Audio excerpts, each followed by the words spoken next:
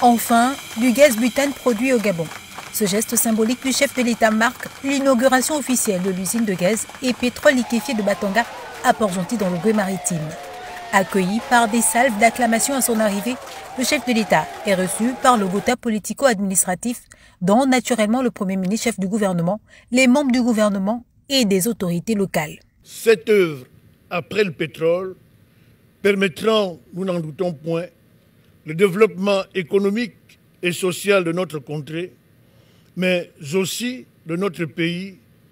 Nous ne pouvons que nous en réjouir. Près de 35 milliards de francs CFA investis par la société pétrolière Perenco, installée au Gabon depuis plus de 30 ans et désireuse de diversifier et d'accroître sa production dans le pays. C'est l'occasion pour nous de vous faire un bref aperçu de cette stratégie gazière qui est en marche au Gabon et dont ce jour marque une étape clé dans son développement. La transition énergétique y a commencé depuis plusieurs années avec la volonté commune de l'État et de Perenco de valoriser localement les ressources gazières. Ainsi, depuis 2006, Perenco a investi pour permettre la production, le traitement et le transport de plus de 50 millions de pieds cubes par jour de gaz en 2023.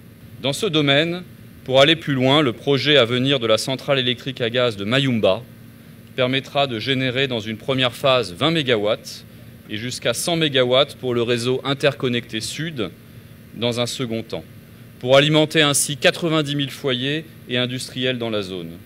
Vous pouvez compter sur notre engagement à mener à bien notre partie du projet avec des infrastructures sur nos champs en mer au sud du Gabon pour permettre une alimentation stable en gaz traité.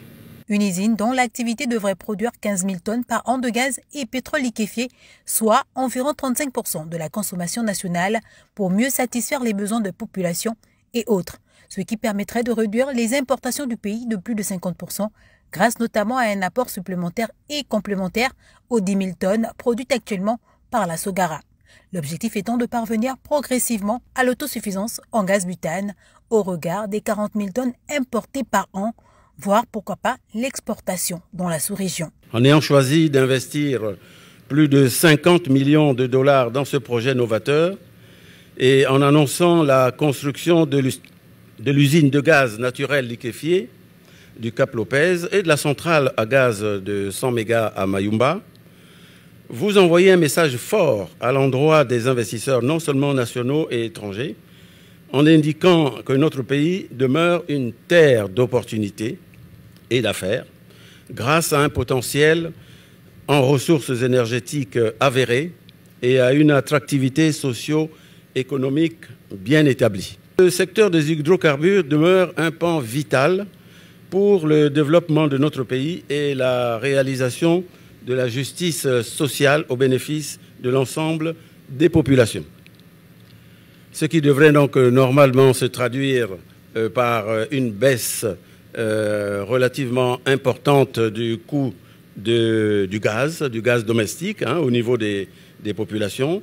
C'est l'impact qui est directement attendu. La construction de l'usine de Batanga est l'un des grands chantiers économiques du pays en cette année 2023. L'optimisation de la production du gaz domestique étant parmi les priorités.